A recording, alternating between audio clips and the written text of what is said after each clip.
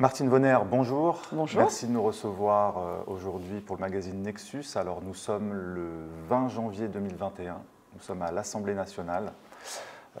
Vous êtes psychiatre et député du Bas-Rhin depuis 2017, aujourd'hui au sein du groupe Territoire et Liberté qui rassemble plusieurs députés du centre-gauche et du centre-droit. Vous étiez anciennement député sous l'étiquette de La République En Marche et vous avez été exclu le 6 mai 2020 suite à votre vote contre le plan de déconfinement. Couvre-feu dorénavant à 18h, menace d'un futur reconfinement, pas de réouverture des restaurants et des lieux culturels, infantilisation des Français, et j'en passe. Que pensez-vous de la gestion sanitaire par le gouvernement ? Bonjour, en effet, je suis très heureuse de vous accueillir ici dans les murs et dans la salle de réunion habituelle de mon groupe politique Liberté Territoire.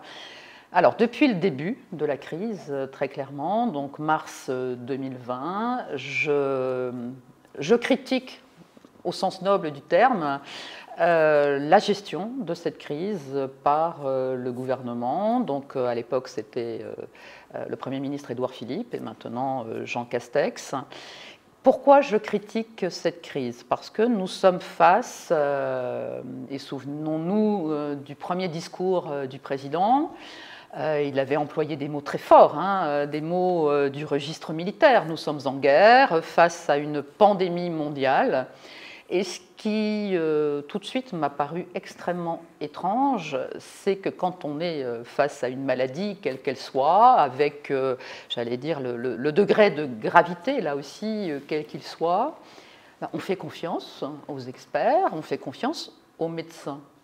Et là, on avait à la fois cette annonce de quelque chose hors norme, hors norme complètement. Et en même temps, on a mis de côté tout de suite les médecins de première ligne. Moi qui suis médecin, psychiatre, alors en effet, je ne suis ni infectiologue, ni immunologiste, ni bactériologiste, mais avec un tout petit peu de sens critique, encore une fois, parce qu'il faut, il me semble, toujours remettre en question ce qui nous est proposé. C'est comme ça qu'on peut avancer, et qu'on peut avancer surtout en tant que parlementaire. J'aime à rappeler toujours le rôle premier d'un parlementaire qui est d'évaluer et de contrôler l'action du gouvernement, puisque c'est comme ça qu'on fait vivre une démocratie. Et les parlementaires des deux chambres, donc à l'Assemblée nationale ou au Sénat, doivent en permanence avoir ce fil conducteur qui est l'évaluation de ce que peut faire un exécutif. Et très rapidement, on s'est retrouvés plusieurs médecins à échanger et à se dire il faut qu'on propose autre chose, parce qu'après tout, à part la ministre, puisqu'à l'époque c'était Agnès Buzyn qui était ministre de la Santé, qui est médecin, dans l'entourage proche, la haute administration, il n'y a pas forcément de bons conseillers médicaux. Donc on s'est dit qu'on allait faire des propositions.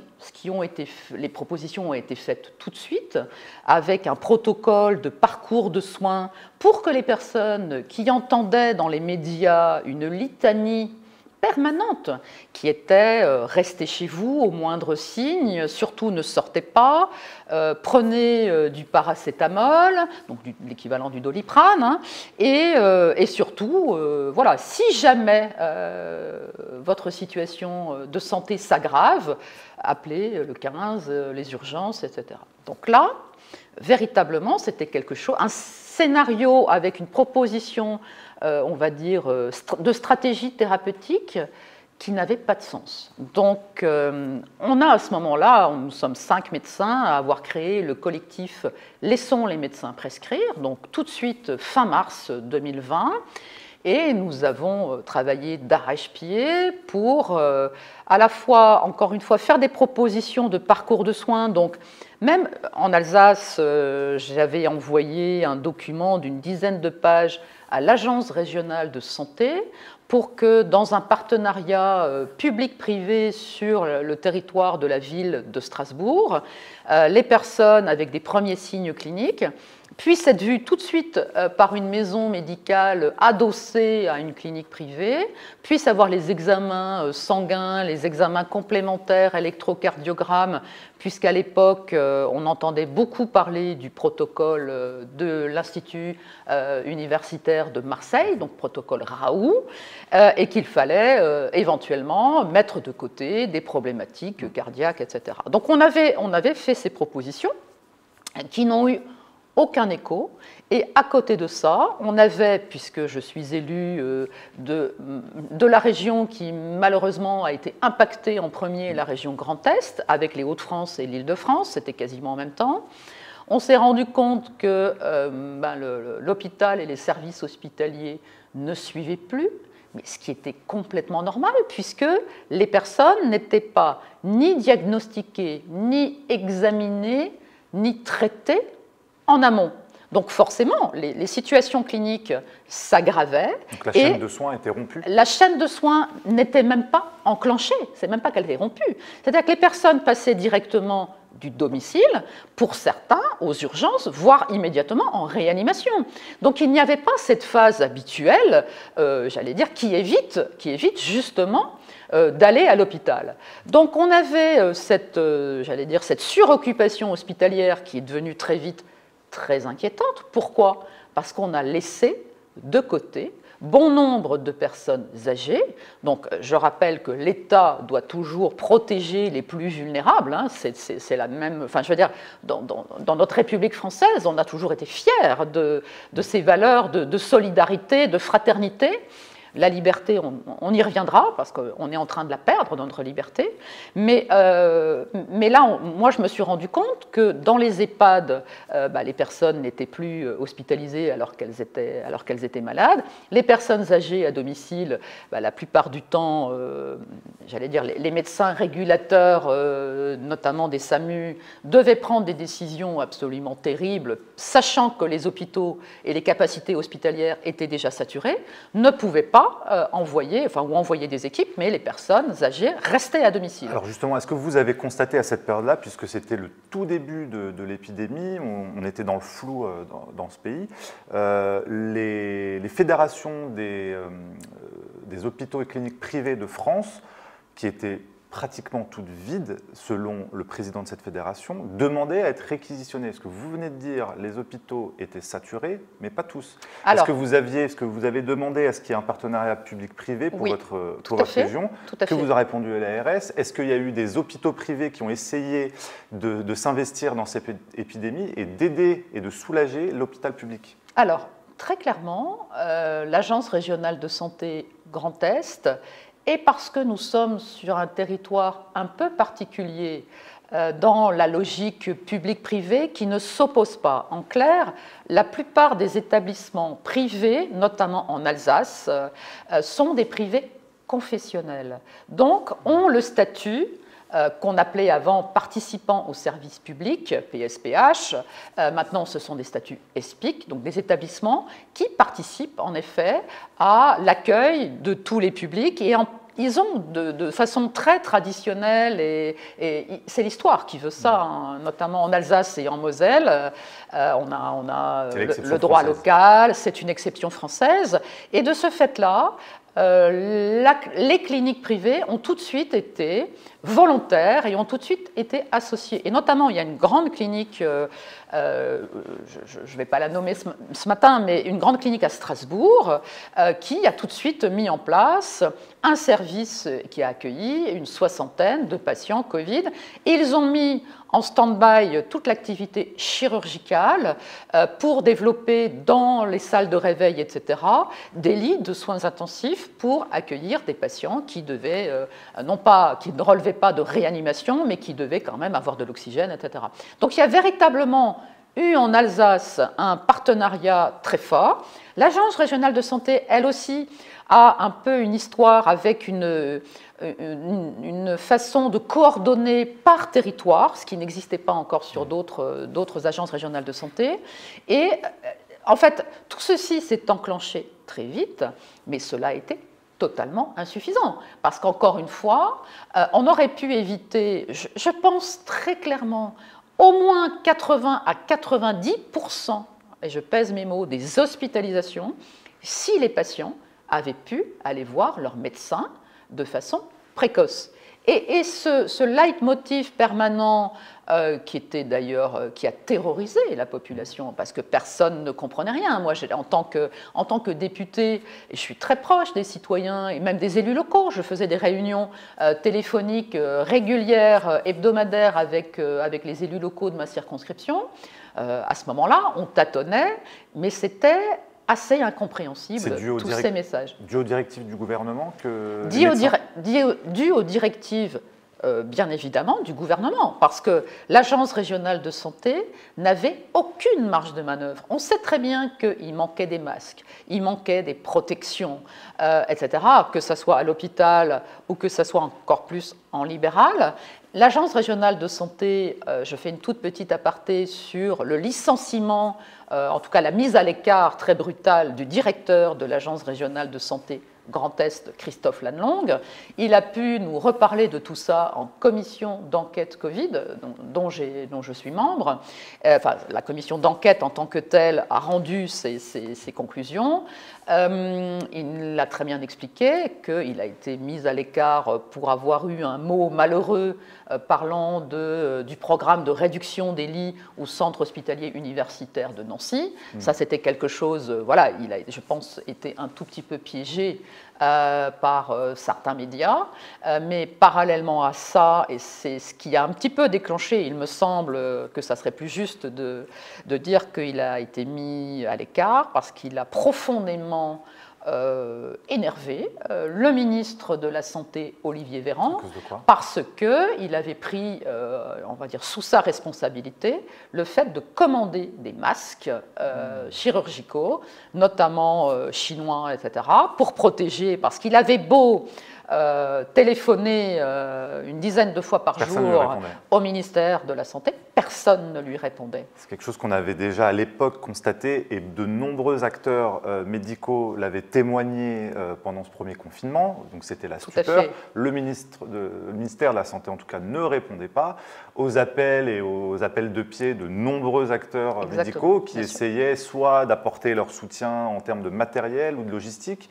Donc, ce que vous nous dites là, c'est que l'initiative personnelle de ce directeur d'ARS n'a pas plu au Et c'était complètement coordonné avec la préfète, c'était coordonné avec les élus départementaux et les élus régionaux. Donc, tout le monde était vraiment dans l'action. Donc, on aurait pu bien faire dans ce pays, en fait. On aurait pu faire très différemment. Et il me semble beaucoup mieux, puisque ce qui a été fait n'est pas du tout à la hauteur de ce que la France aurait dû faire.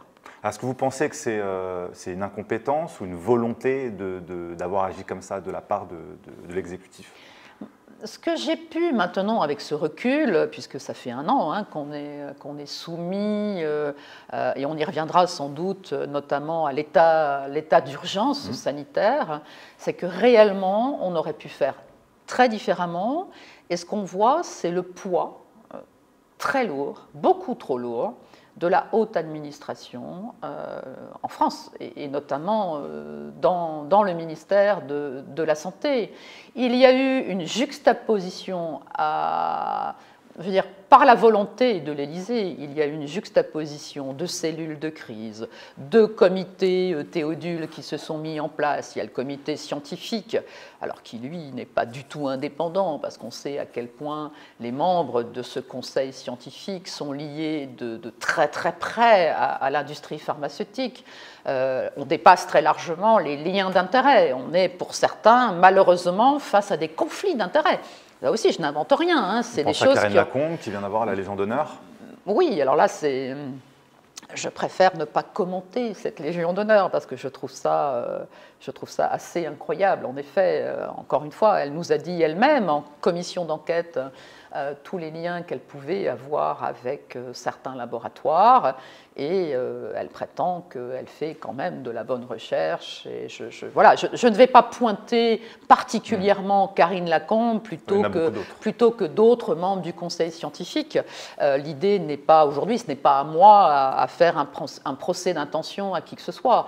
Et ça vous pose question, en fait, déjà, en tant tant que député? Ah ben bien sûr, ça questionne, parce qu'à partir du moment où on voit des liens très forts avec des lobbies, quels qu'ils soient, on pourrait parler d'autres champs, que ce soit le glyphosate, les néonicotinoïdes, voilà, il y a d'autres, et toujours en rapport avec la santé, parce qu'en tant que médecin, c'est quand même des choses et membre de la commission des affaires sociales, donc c'est des choses que nous traitons et c'est très important. À partir du moment où il y a un poids des lobbies, nous n'avons plus l'indépendance, et là on a bien vu que le ministre Olivier Véran, il s'est pris les pieds dans le tapis quand même très régulièrement, il a surtout réagi, et c'est peut-être là aussi des choses qu'on devrait pointer du doigt, trop souvent de façon très émotionnellement, enfin en tout cas de façon très émotionnelle.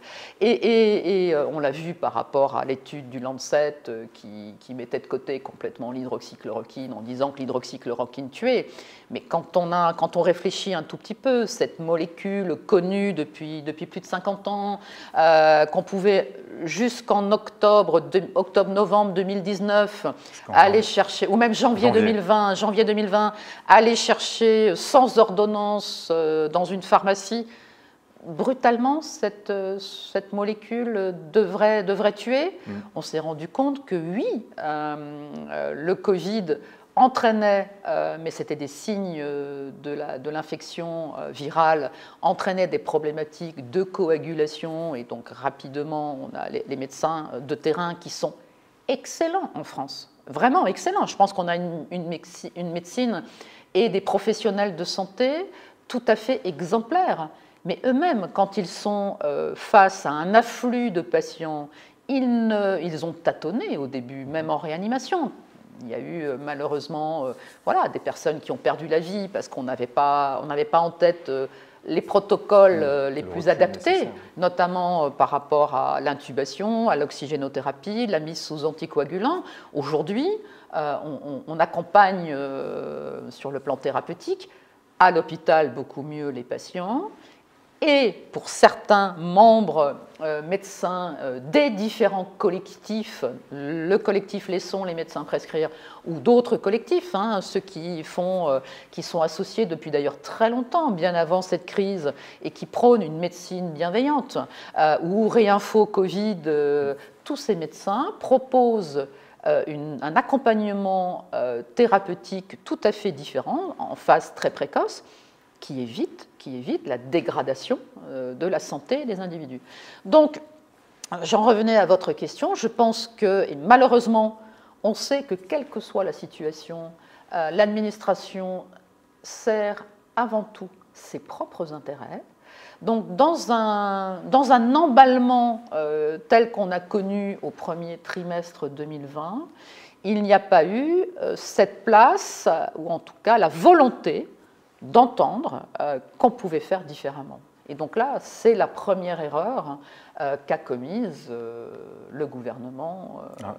On a l'impression d'un exécutif sous cloche qui s'auto-entretient, une structure très, très pyramidale. Justement, aujourd'hui, c'est une date assez symbolique, puisque ce vote aujourd'hui prévu pour le prolongement de l'état d'urgence sanitaire, apparemment jusqu'au 31 décembre 2021. Qu'est-ce que ça signifie selon vous ? Ça signifie qu'on va continuer à priver les Françaises et les Français de leur liberté fondamentale. C'est-à-dire que l'exécutif va continuer à se passer complètement des parlementaires, des deux chambres, des députés, des sénateurs, pour prendre des décisions que eux jugent en adéquation avec cette crise sanitaire, que aujourd'hui, devant vous, je répète que tout ce qui a été fait depuis le premier confinement strict, généralisé, était tout à fait en dehors de la loi, n'était pas légal, puisque le premier état d'urgence sanitaire a été voté le 23 mars, donc une semaine après le premier jour de confinement qui était le 17 mars 2020. Et nous avons, dans notre, on a, et ça je me souviens d'une promesse du candidat Macron disant qu'on allait simplifier les lois en France.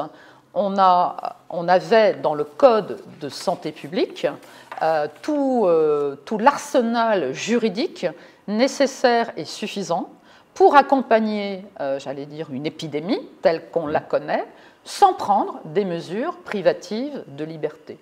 Or, l'exécutif a fait ce choix et prend ce chemin très différent, et on se rend compte que ce qui entraîne une déstabilisation totale du monde économique aujourd'hui en France. C'est-à-dire que même les petits entrepreneurs, et moi je suis très en lien dans ma circonscription avec des chefs d'entreprise, avec des restaurateurs, avec des gens qui ont des bars, avec le monde du spectacle, toutes ces personnes sont en train de mourir sur le plan économique. On va entraîner une mort économique et sociale.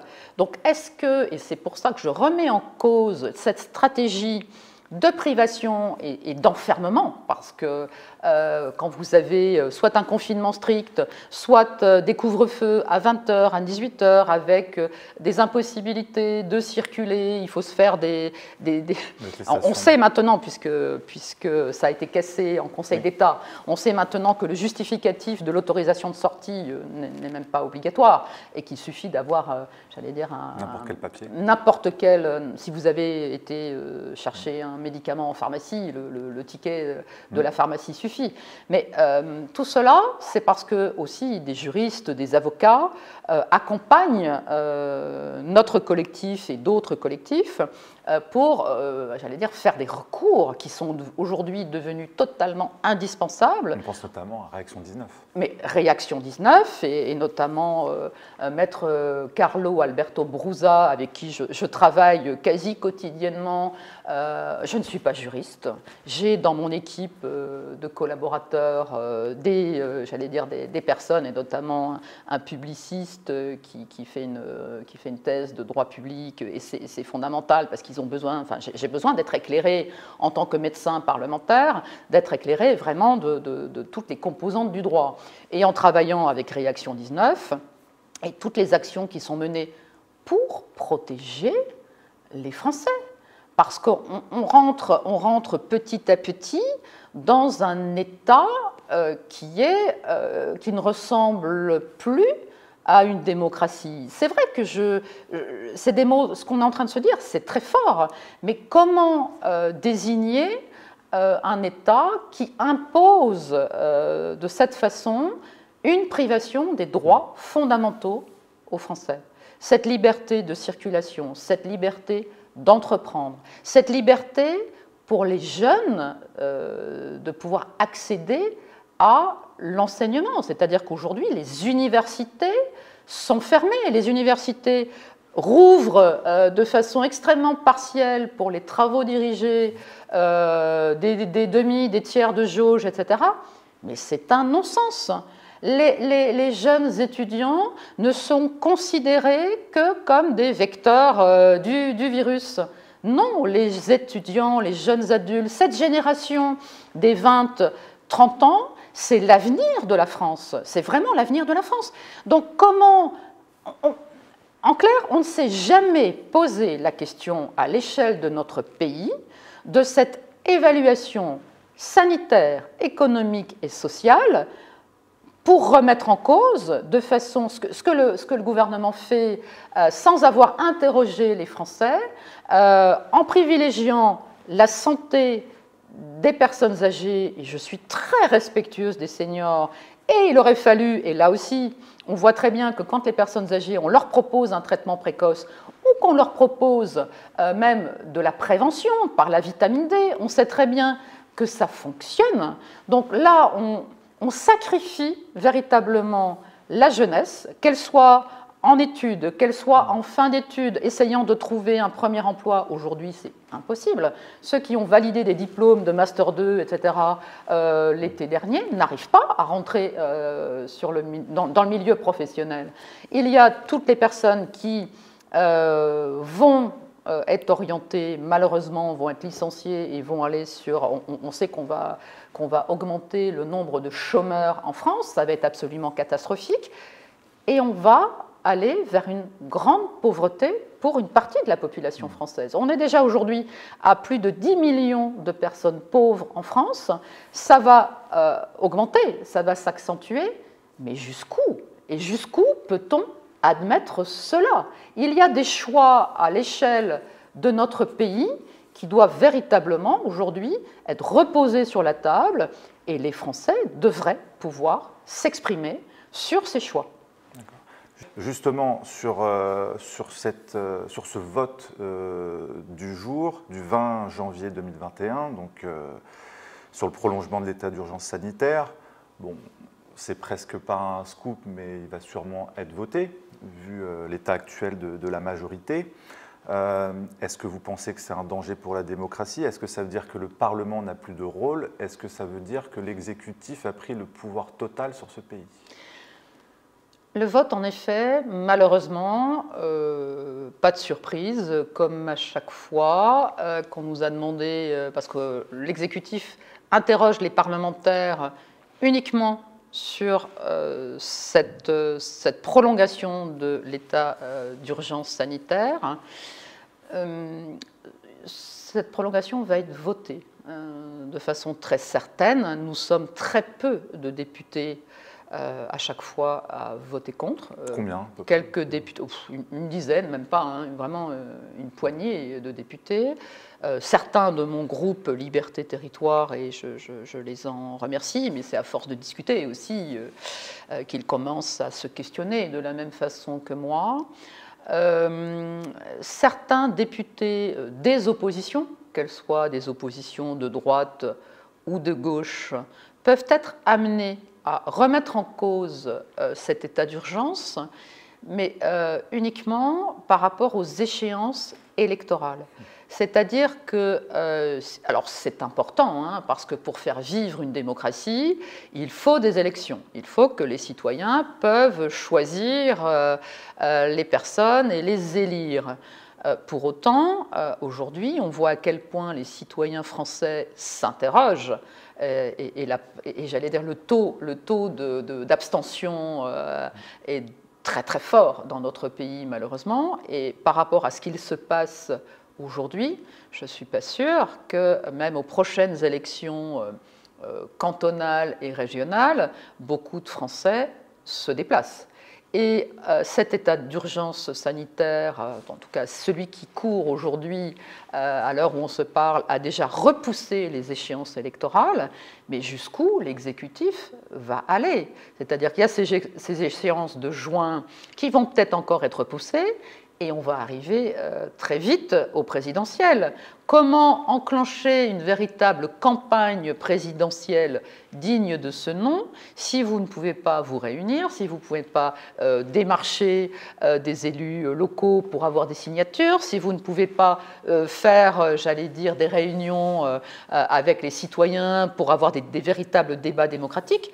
Donc oui, la démocratie est terriblement en danger, puisque il y a un effritement. Et en discutant là aussi avec l'Institut des droits de l'homme du barreau de Paris, avec certains constitutionnalistes, on sent que toutes ces libertés qui sont perdues petit à petit, on n'est pas prêt de les retrouver. Donc il va falloir en effet que cette stratégie cesse. Il va falloir redonner véritablement la légitimité aux parlementaires.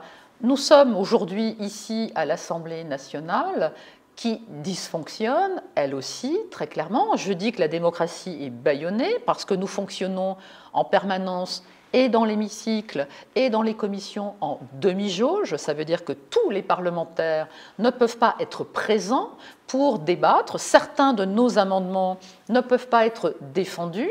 Donc c'est extrêmement dangereux pour la démocratie. Et quand on vote l'état d'urgence, on donne les clés de la Maison France à l'exécutif, Et nous, parlementaires, nous ne pouvons rien faire pour stopper cet emballement. Et dans la pratique, ça veut dire qu'un état d'urgence permet à l'exécutif de faire quoi? De faire tout ce qu'il veut? De prendre toutes les mesures et les dispositions telles qu'on peut les voir, de fermeture, de couvre-feu, d'empêchement de se déplacer, d'empêchement de manifester, puisqu'aujourd'hui, aller défendre une idée dans la rue, c'est quasiment impossible. Il faut demander des autorisations préfectorales, ça dont acte. Mais après, les mesures sont telles, et on a vu, notamment pour la liberté de la presse, avec ce fameux article 24 de la loi sécurité globale, comment ces manifestations extrêmement pacifiques ont totalement dégénéré. Et cette chasse aussi dans les différents médias par rapport au fait qu'en dehors des médias mainstream et d'une doxa ou d'une parole unique, la liberté de la presse, elle aussi, est particulièrement en danger aujourd'hui. Justement, Emmanuel Macron veut faire maintenant la chasse aux complotistes.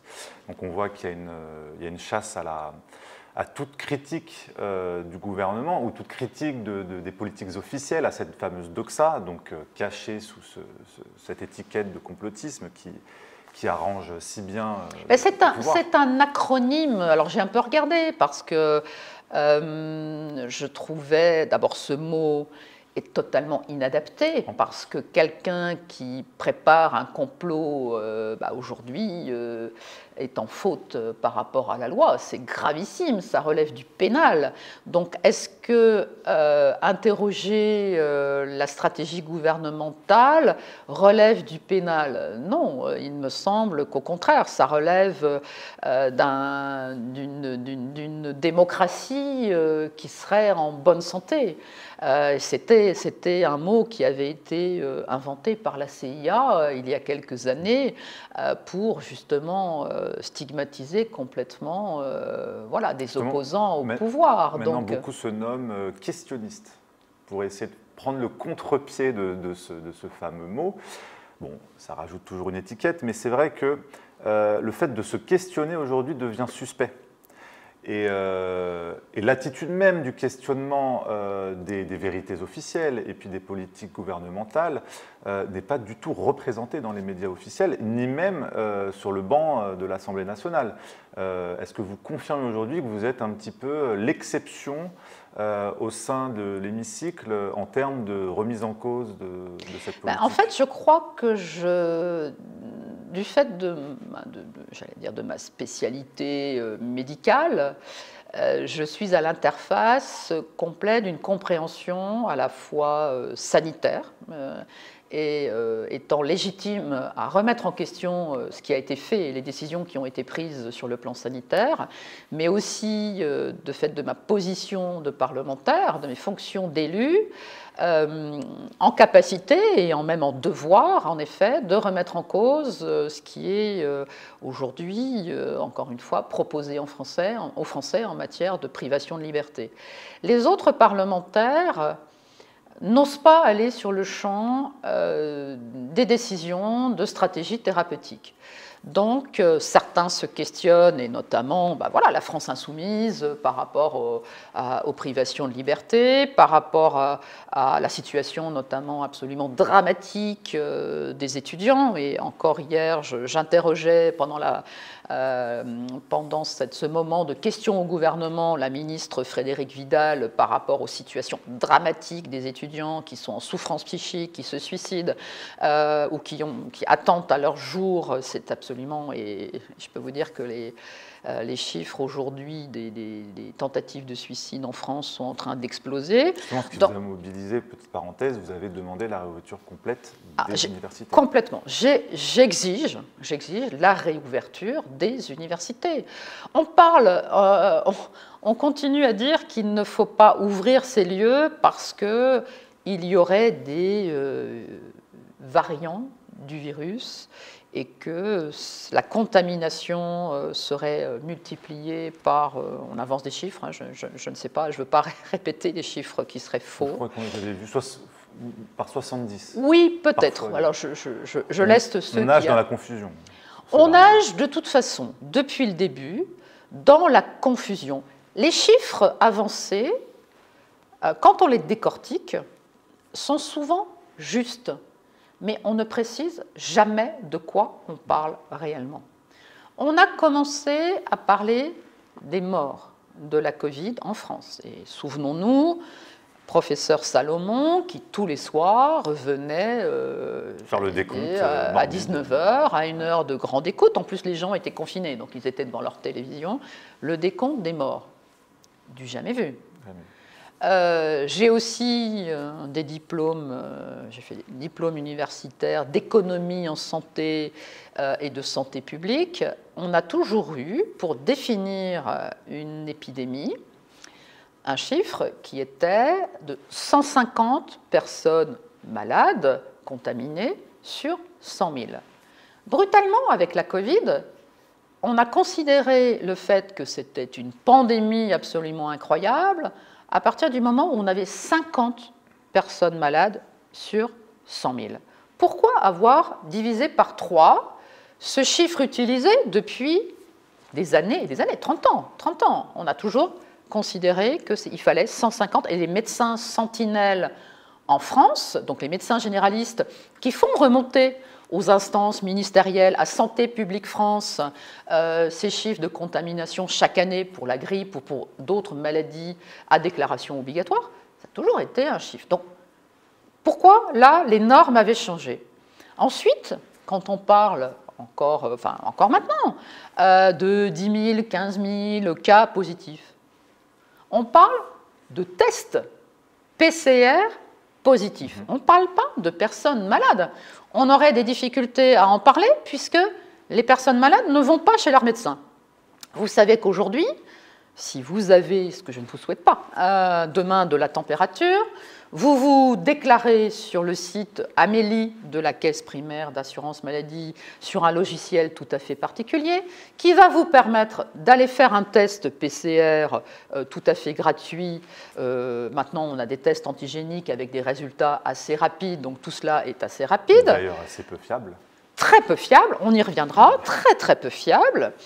Ensuite, vous avez un test positif, donc vous avez le droit de vous auto-prescrire un arrêt de travail. C'est du jamais vu. J'ai été, il y a très très très longtemps, dans mes toutes jeunes années, médecin conseil de la sécurité sociale. Un des rôles des médecins conseils était de contrôler les arrêts de travail. Ça a toujours été une prescription médicale. Donc là, on a des individus qui ont des signes cliniques, qui restent chez eux de façon tout à fait légale, mais qui n'ont pas vu de médecin. Donc, encore une fois, c'est quand même le médecin traitant qui connaît l'état de santé global, qui peut évaluer aussi l'état de santé psychique, qui connaît les médicaments que prend son patient, etc., qui sait s'il va falloir, si le patient est à risque de décompensation plus rapide que quelqu'un d'autre, et qui pourrait mettre en place un traitement. Donc, ce qu'on ne savait pas, peut-être, on va dire, légitimement, en février-mars 2020, parce que c'était nouveau, aujourd'hui, 1 an plus tard, on continue la même stratégie. Il faut arrêter ça. Il faut véritablement arrêter ça. Ça devient urgent. Vos collègues s'en rendent compte ou pas du tout? Non. On a l'impression d'être dans, comme vous disiez, quelques semaines après le début du premier confinement, comme si on était encore dans ce flou, sans recul, sans compréhension. Tout à fait, avec 2 arguments qui sont, quand ils s'adressent à moi, mais tu ne te rends pas compte à quel point cette maladie, ce virus, a tué. Donc on a peur de cette mort, peut-être une peur légitime, mais quand on regarde un tout petit peu avec attention, encore une fois, les chiffres des décès, on peut comparer avec d'autres années. 2017, on pourrait comparer avec l'année de la canicule. Au fond, et face à une démographie qui a augmenté encore en France, face à cette tranche des baby-boomers, on sait très bien qu'il y a plus de personnes âgées aussi aujourd'hui en France. Donc, toute proportion gardée, et si on raisonne un tout petit peu, il y a certes une légère surmortalité, mais elle n'est pas du tout disproportionnée telle qu'on voudrait nous le faire croire. Et donc quand on met de côté un tout petit peu cette peur qui est toujours très mauvaise conseillère, quand on met de côté cette peur et qu'on se dit, on parlait là également des outils qui ont été utilisés, et j'aimerais aussi remettre en cause ce choix qui a été fait d'utiliser le test PCR, qui, alors la personne qui l'avait inventé est décédée, donc, mais quand on regarde la façon dont il avait défendu cet outil, ça n'a jamais été un outil diagnostique. Bien sûr, il avait d'ailleurs déconseillé d'utiliser en population générale asymptomatique. Tout à fait, c'est un outil qui a été utilisé en recherche, etc. Et en plus, les normes d'utilisation, je ne vais pas rentrer dans des choses trop techniques, mais on sait qu'on peut amplifier l'utilisation des cycles, selon les pays, selon les laboratoires, même en France, vous n'aurez pas le même nombre de cycles. Ce n'est jamais précisé. Donc, comment interpréter cette positivité des tests? Et ça contribue aussi à la peur, à entretenir la peur en population générale. Donc, quand on me dit, et là j'ai été profondément choquée à 2 reprises, puisque dans le cadre de la Commission des affaires sociales, nous avons auditionné le Premier ministre Jean Castex, et je lui ai parlé clairement. Je lui ai posé la question de pourquoi il ne voulait pas que soit mis en place un traitement précoce. Il a fait mine de regarder et d'interroger ses collaborateurs. Il m'a répondu, en me regardant bien en face, il n'y a aucun traitement précoce. Il n'y a que le vaccin qu'on peut proposer. Et de la même façon, j'ai été particulièrement choquée de la réponse que m'a faite Alain Fischer lors de l'audition, pareil en commission des affaires sociales. Je lui ai reposé la même question en disant « la stratégie vaccinale, c'est une chose, allons-y, pourquoi pas peut-être qu'on pourra y revenir, j'apporterai peut-être un éclairage, mais à côté de cette stratégie vaccinale, nous pouvons accompagner les citoyens français par une prévention efficace, la vitamine D, et on peut aussi proposer à ceux qui seraient en accord avec leur médecin traitant, un traitement. Et là aussi, il m'a répondu de façon extrêmement brutale, il n'y a absolument aucun traitement par rapport à la Covid-19. Seul le vaccin va pouvoir sauver des vies. On a l'impression qu'on veut nous inscrire dans ce duo assez mortifère, confinement ou vaccination, en oubliant cette fameuse prévention et les traitements aussi de la maladie, parce qu'on oublie qu'on peut traiter une maladie. Effectivement, donc vous avez rappelé la vitamine D. Récemment, de nombreux médecins et de nombreuses institutions ont rappelé l'intérêt de supplémenter en vitamine D la population. Même l'Académie de médecine, bien sûr, en avril 2020, avait déjà rendu un avis qui disait qu'il fallait absolument prendre de la vitamine D en population générale et que c'était extrêmement protecteur. Et là, on a plusieurs dizaines de revues, enfin, d'articles qui ont été publiés qui démontrent tout l'intérêt de cette prévention. Est-ce que c'est parce qu'ils veulent à tout prix rentrer dans une politique vaccinale généralisée obligatoire, dans laquelle, obligatoire en tout cas, tellement contraignante qu'on obligerait la plupart des gens à se vacciner, puisqu'on avait vu cette fameuse projet de loi de décembre où le Premier ministre voulait subordonner les déplacements à la vaccination. Donc on voit un petit peu l'idéologie et la logique qu'il y a derrière. Est-ce que c'est un changement de société qu'ils veulent drastiquement, c'est-à-dire une société de contrôle, de tracking, de vaccination récurrente, puisque vu que le virus mute, tous les ans ou tous les 6 mois, en fonction des nouveaux variants, il faudra remettre à jour son immunité vaccinale avec ce fameux passeport vaccinal, justement, qui commence à montrer le bout de son nez dans les feuilles de route de l'Union européenne, qui est prévue apparemment pour 2022. Qu'est-ce que vous en pensez? Est-ce que vous pensez que c'est une simple lubie? Est-ce que c'est plus profond que ça? Alors, il me semble... Jusqu'où on peut aller dans cette logique vaccinale, selon vous? Alors, plusieurs choses dans ce que vous venez de dire.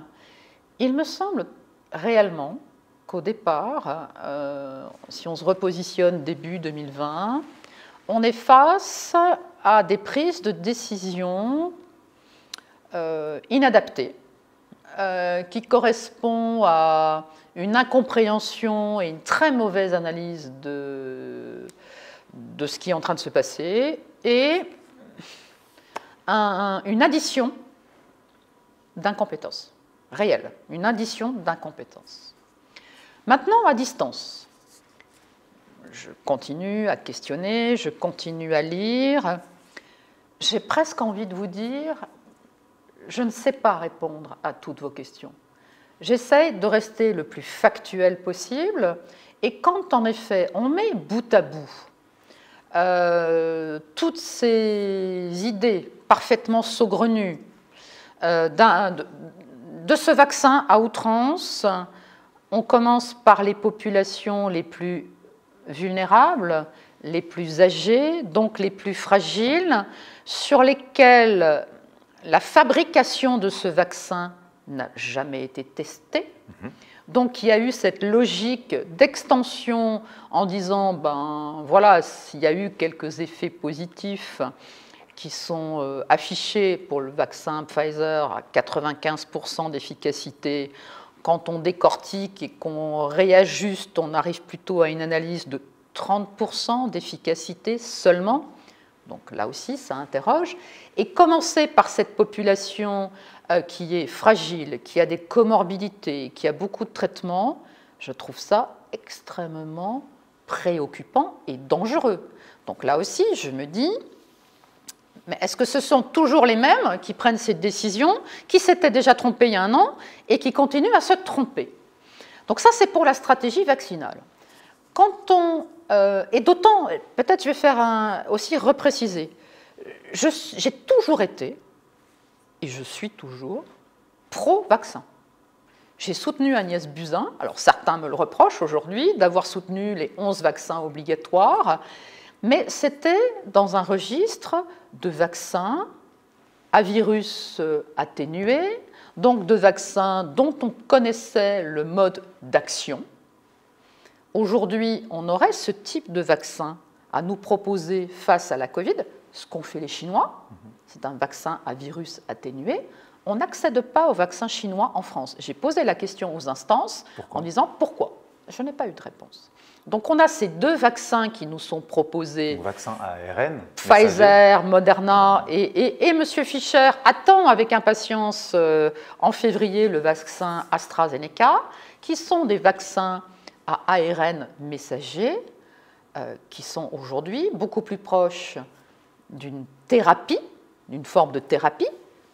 Ça touche l'ARN, donc une thérapie génique, pour laquelle nous n'avons aucun recul. Ces outils, et c'est la prix Nobel Emmanuel Charpentier qui a mis en place les ciseaux, les fameux ciseaux CRISPR-Cas9, pour donc les outils, les ciseaux pour découper juste là où il faut, entre deux protéines, etc. Mais ce n'était pas dans un but de vaccination du tout, c'était véritablement dans un but de thérapie génique, ce qui est parfaitement louable quand on a des maladies orphelines, des choses qui touchent le génome et qu'on est en capacité aujourd'hui de réparer. Mais ce recul sur une population en masse d'utilisation de cet outil, véritablement, ça interroge, ça interroge. On a malheureusement là, à l'échelle mondiale, parce que des pays ont beaucoup plus d'avance que nous par rapport à la vaccination, on a aujourd'hui des personnes dont on sait, alors il y a des enquêtes en cours, qui sont décédées très peu de temps après avoir eu ce vaccin. La Norvège notamment récemment. La Norvège qui a demandé un moratoire sur le vaccin. Donc on est devenus des cobayes. Des experts chinois qui ont demandé justement que soit temporairement suspendu le vaccin Pfizer parce qu'il y a trop d'effets secondaires. Donc, sommes-nous des cobayes? En tout cas, on est légitime à se poser la question. Et d'autant que cette évaluation, encore une fois, bénéfice-risque de une prévention possible, un traitement précoce possible face à un vaccin dont on ne sait pas quels peuvent être les effets secondaires à moyen et à long terme, et on voit qu'il peut y avoir des effets secondaires à court terme, en tant que médecin, en tant qu'élu de la nation responsable, je ne peux pas soutenir une telle stratégie. C'est d'autant plus bizarre, si on peut dire, que la question d'hydroxychloroquine, il y a un an, un peu moins, avait soulevé tellement de débats sur le principe de précaution, sur les études en double aveugle, randomisation, pour être sûr et certain le plus possible que ce médicament n'engendre pas d'effets secondaires, médicament qui a 50, 60 ans d'existence et de recul. Bien sûr. Aujourd'hui, on a l'impression que cette posture a complètement disparu lorsqu'il s'agit du vaccin. D'ailleurs, comme vous le disiez, on plus parler de thérapie génique que de vaccin. Alors, j'aimerais peut-être préciser, pour pas qu'il y ait de confusion, c'est vrai que l'hydroxychloroquine, connue depuis 50 ans, elle n'était pas utilisée dans une situation virale. Elle est utilisée pour prévenir notamment de complications ou de rechutes devant des maladies de type polyarthrite rhumatoïde, de type lupus, etc. Utilisée avant tout par les dermatologues et les rééducateurs, les médecins rééducateurs, mais, oui, rhumatologues, pardon, et les médecins dermatologues. Mais là, l'Institut universitaire de Marseille a très vite, tout de suite, mis en évidence que ça avait un impact immédiat sur la charge virale. Donc, on avait complètement raison de se baser sur ces résultats et de dire, qui dit diminution totale de la charge virale, dit disparition des symptômes extrêmement rapidement et une solution thérapeutique. Et ça n'a pas été... Entendu. On avait demandé, encore une fois, notre collectif, une étude à grande échelle, et les soignants, on avait au départ beaucoup de soignants qui étaient malades, les soignants étaient d'accord de se surveiller la saturation en oxygène, etc. Et tout cela n'a pas été autorisé en France. Et là, en effet, ce vaccin fabriqué de façon extrêmement rapide, moins d'un an, alors que d'habitude, même pour des vaccins classiques, on met plusieurs années. Moins d'un an, il y avait eu, il me semble, ne pas me tromper, en phase 2, un décès. Donc on utilise en phase 2, on teste les médicaments et là le vaccin sur des gens en parfaite santé, il y a eu un décès. Donc, ça aurait dû arrêter totalement et reprendre les études. Et non, ça a accéléré la mise sur le marché. Et aujourd'hui, je vois mes collègues parlementaires qui demandent même que ça aille plus vite. C'est-à-dire qu'ils remettent en cause des problématiques très franco-françaises de logistique, d'une mauvaise organisation, ce qui est réel. Hein. Bien sûr. Mais j'allais dire, pendant ce temps-là, on sauve des vies. C'est ça. C'est ce que je dis. Je suis dans la provocation, je suis navrée, mais j'assume mes propos. Et tant qu'on traîne, plus on va traîner. Et plus... Il y a justement, question s'adresse à la psychiatre que vous êtes. Est-ce qu'il y a une sorte de disruption cognitive, un choc post-traumatique qui a fait que on nous a tellement parlé du vaccin comme la clé, la porte de sortie, qu'aujourd'hui, il n'y a même plus de questionnement sanitaire, médical, biologique sur les implications du vaccin. On parle plutôt des aspects logistiques, on est presque dans une discussion de logisticiens, alors que finalement, qu'est-ce qui nous prouve que ce vaccin fonctionne vraiment et qu'est-ce qui nous prouve son innocuité ? C'est là où, justement, je me demande, est-ce que le choc psychologique entretenu par ces revues de presse, du nombre de morts tous les jours pendant le premier confinement, par l'entretien de la peur, de la menace, de futurs prochains reconfinements, qu'est-ce que dit la psychiatre là-dessus ? Est-ce que la plupart des Français sont devenus, j'allais pas dire fous, mais en tout cas déséquilibrés ou complètement laissés de côté leur lucidité ? Les Français ont été fragilisés. Le psychisme des Français a été manipulé de façon en masse, hein, une espèce d'hypnose collective basée sur la peur, voire la terreur, basée sur la culpabilisation en permanence. On a voilà, les jeunes qui n'ont plus le droit même d'aller boire un verre, etc., parce qu'ils seraient, eux, porteurs, et eux contamineraient les personnes âgées, donc eux-mêmes provoqueraient la mort. Donc on a cette terreur, cette culpabilisation, et une instabilité en permanence, c'est-à-dire que ces injonctions contradictoires, masque, pas masque, vous avez le droit de sortir, vous n'avez plus le droit de sortir, vous vous réunissez en laissant les distances, ah là là, vous n'avez plus le droit de vous réunir à plus que 6, et même chez vous, à domicile, vous devez garder le masque. Mais c'est une aberration. C'est complètement de la manipulation. Un traumatisme.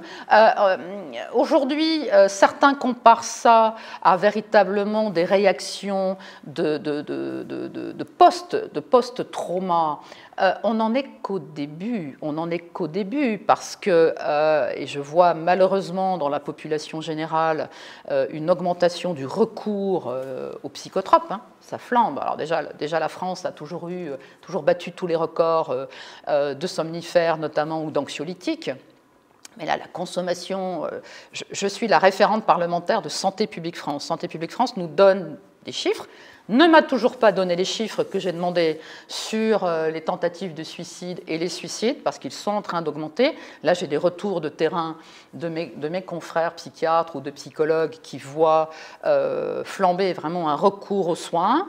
Alors, pour les plus vulnérables, encore une fois, comme les étudiants, je me bats pour que les équipes aillent vers les étudiants qui sont ou seuls chez eux ou en centre universitaire, parce que l'isolement, en plus, la rupture des liens sociaux, parce que c'est cela que certains vivent depuis plus d'1 an, que ça soit en population générale, mais j'ai un œil attentif encore plus aux étudiants, parce que réellement, certains sont tout seuls, coupés de leur famille, coupés même d'une capacité à pouvoir s'alimenter tous les jours, parce que quand vous ne pouvez plus faire un petit job de serveur en restaurant ou de garder des enfants, etc., tout cela aujourd'hui n'existe plus.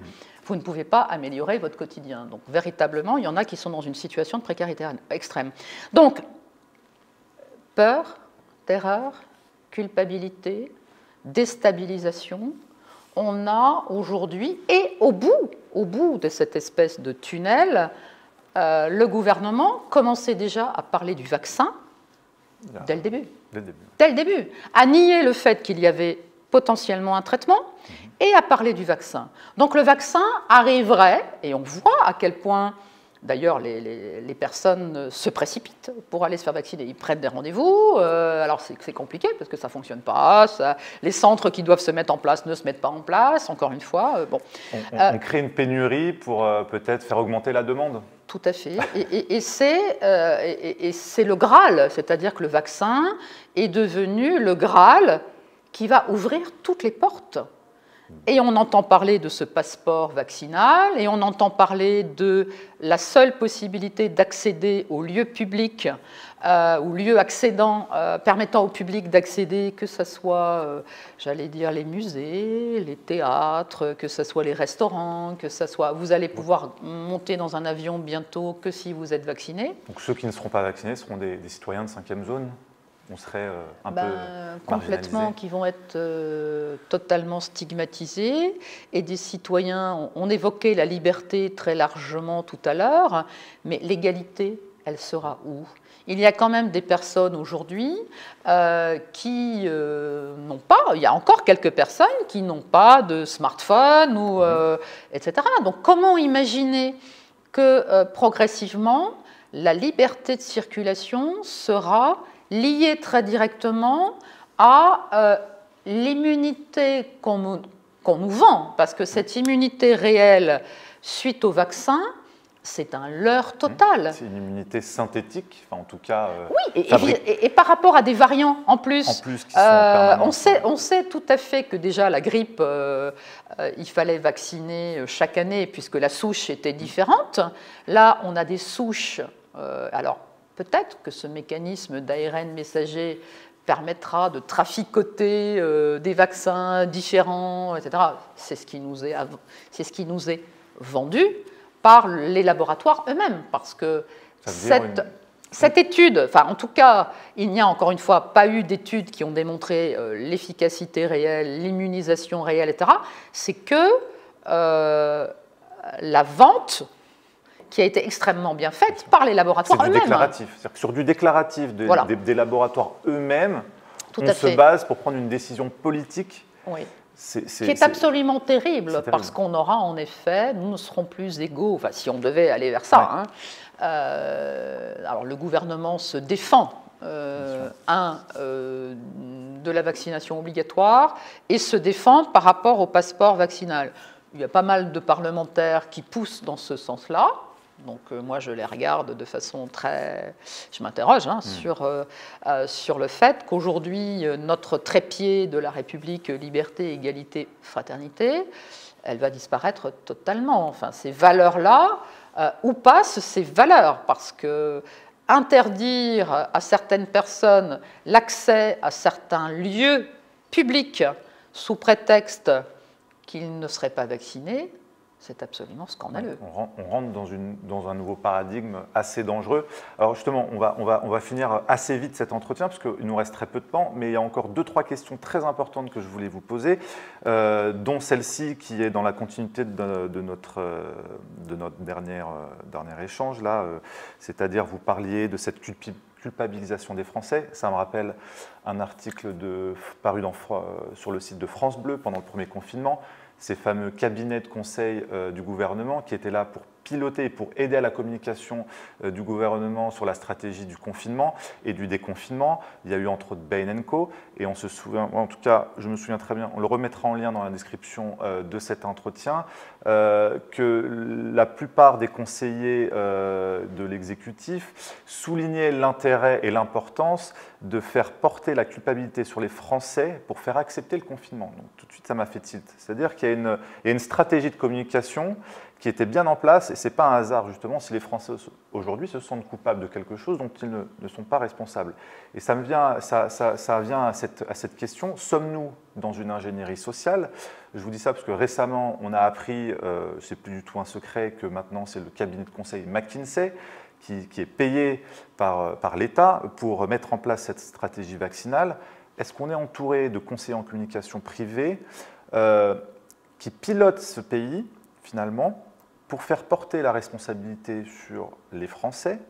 Est-ce que c'est une stratégie qu'on pourrait nommer d'ingénierie sociale? On pensait par exemple à ce fiasco. Est-ce que c'est vraiment un fiasco, cette campagne de vaccination? Ou est-ce que c'est pour créer une plus forte demande? Est-ce que ce n'est pas un élément de langage voulu et martelé de parler de vaccination alors qu'on est plutôt dans une thérapie génique? Est-ce qu'on est encore libre dans ce pays?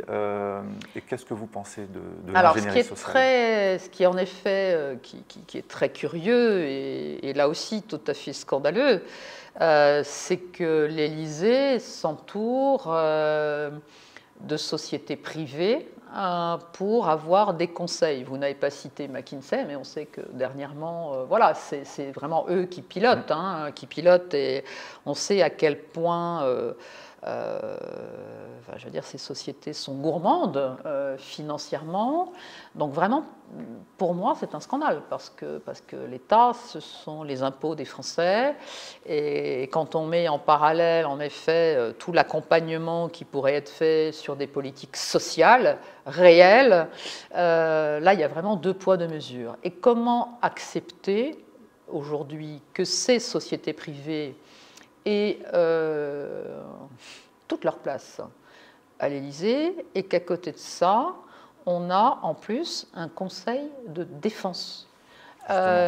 Conseil de défense qui est particulièrement obscur, parce que c'est par la définition qui dit conseil de défense, dit que rien n'en sort, que c'est secret. Pas de responsabilité pénale. Exactement, on ne sait même pas qui y participe, on imagine, à côté du président, le ministre de la Santé, le Premier ministre, différents d'autres ministres, mais qui d'autres? Est-ce que ce sont ces sociétés privées qui ont là leur bonne place à côté du président dans ces réunions? véritablement, ça interpelle. Ce n'est pas l'image d'une démocratie. Et si, en effet, vous avez dit que si c'était pour dédouaner tout ce petit monde sur le plan pénal, c'est encore pire. Hein. C'est vraiment encore pire. Donc, ingénierie sociale, encore une fois, je la constate, parce que ce qui est en train de se passer ressemble parfaitement à ça. Je n'irai pas sur le terrain de dire qu'elle a été voulue dès le départ. Véritablement, non. Moi j'allais dire mon hypothèse, c'est véritablement une telle incompétence réelle qu'aujourd'hui, d'abord, il y a une incapacité à ceux qui nous gouvernent de reconnaître leurs erreurs et de dire à un moment, réfléchissons différemment. Cette marche en avant aujourd'hui de cette stratégie vaccinale qui est dans un contexte de privation de liberté, etc., c'est la recette qui est imposée à la France depuis un an et on ne voit pas pourquoi ils en changeraient, sauf à reconnaître qu'ils se sont trompés, ce qu'ils sont totalement incapables de faire. Justement, en psychiatrie, est-ce que ça porte un nom de ne jamais pouvoir se remettre en question, de ne prendre jamais du recul et sa part de responsabilité? Alors ça porte un nom. Alors j'ai beaucoup de respect pour les patients qui sont en difficulté psychique. Donc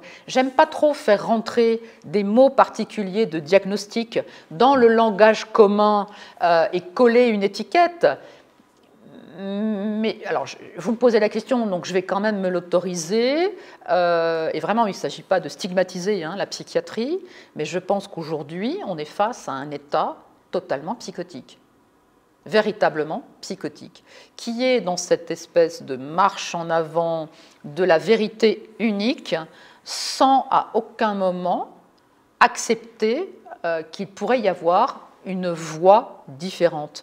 Et j'en viens à, peut-être, si vous m'autorisez, à parler de la quatrième voie, parce que notre collectif Laissons les médecins prescrire a proposé cette quatrième voie du traitement précoce, parce qu'on avait le dépistage, le traçage, l'isolement, mais il n'y avait toujours pas le trépied, le quatrième élément qui est la thérapeutique. Donc on a écrit un manifeste des libertés qui aujourd'hui a quasiment été signé par 100 000 personnes avec vraiment beaucoup de médecins et de soignants. Qu'on peut retrouver sur le site de Laissons les médecins prescrire? Tout à fait, sur le site stopcovid19.today, site qui est en permanence hacké, qu'on essaye de supprimer, etc.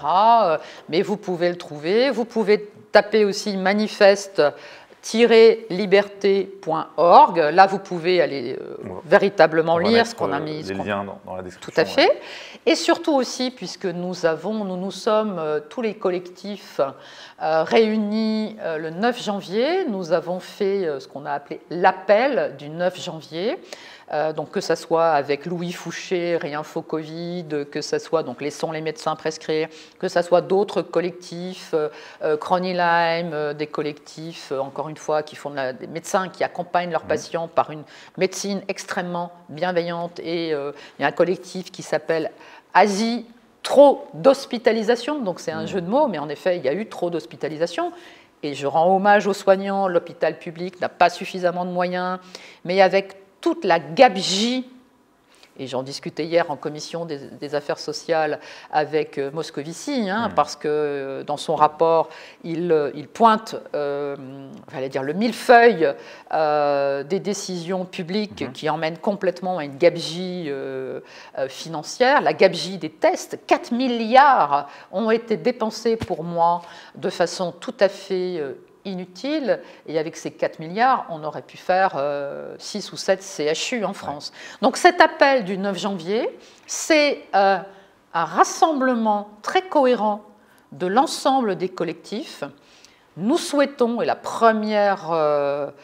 premier objectif, c'est de mettre un conseil scientifique indépendant en France qui pourra apporter des recommandations scientifiques solides qui viendra contrebalancer le comité scientifique qui existent aujourd'hui aux côtés du gouvernement. Indépendants, j'insiste, parce qu'il faudra que ce soit des personnes qui n'auront aucun lien d'intérêt, conflit d'intérêt avec les laboratoires pharmaceutiques. Ça va changer du conseil scientifique actuel, en tout cas, complètement, qui est assez lié, et beaucoup de médias ont fait le job. En termes de conflit d'intérêt, on parle de plusieurs centaines de milliers d'euros pour certains. Donc le cumul est assez astronomique. Après, encore une fois, tout cela devrait être contrôlé. C'est-à-dire que les médecins qui ont des liens d'intérêt, et pour ceux qui ont encore plus, déclarent quand même à l'ordre des médecins leurs liens d'intérêt. Est-ce que l'ordre des médecins, aujourd'hui, fait son travail réellement? Petit aparté sur le rapport de la Cour des comptes sur le fonctionnement de l'ordre national des médecins, c'est très inquiétant, très inquiétant. Donc il faudrait en effet que là aussi, il y ait des instances d'évaluation et de contrôle qui fassent leur travail.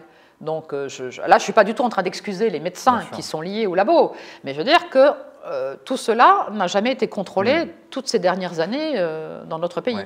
Ouais, on sent qu'il y a une lacune énorme là-dessus. On va finir très vite, mais il y avait deux dernières questions. La première qui est liée à ce que vous disiez sur ce collectif de coordination santé libre, auquel on a assisté donc, à cet appel du 9 janvier, effectivement, où vous étiez présente en compagnie de Violaine Guérin ou du sénateur Alain Houpert, entre autres. Les prochaines étapes de ce collectif sont lesquelles ? Nous allons à nouveau nous réunir soit fin janvier, soit tout à fait début février, donc c'est vraiment incessamment sous peu, et faire une grande conférence de presse pour annoncer en effet les noms des membres de ce conseil scientifique et surtout pour apporter, parce qu'il y a déjà la cellule thérapie qui travaille, la cellule chiffre, la cellule vaccin, et pour apporter déjà très concrètement des propositions à l'ensemble des Français.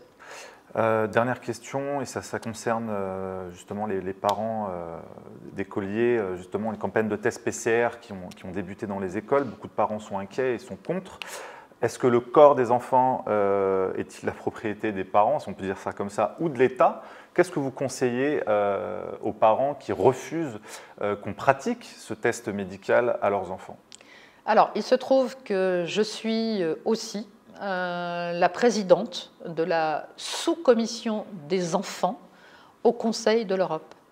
Et il y a une convention internationale du droit des enfants, et il y a une déclaration en France qui concerne le droit des enfants. Tout cela permet de dire devant la loi que les enfants ont des droits. Et ils ont surtout un droit fondamental que celui d'être protégé. Donc un mineur doit, devant la loi française, être protégé avant tout par ses parents.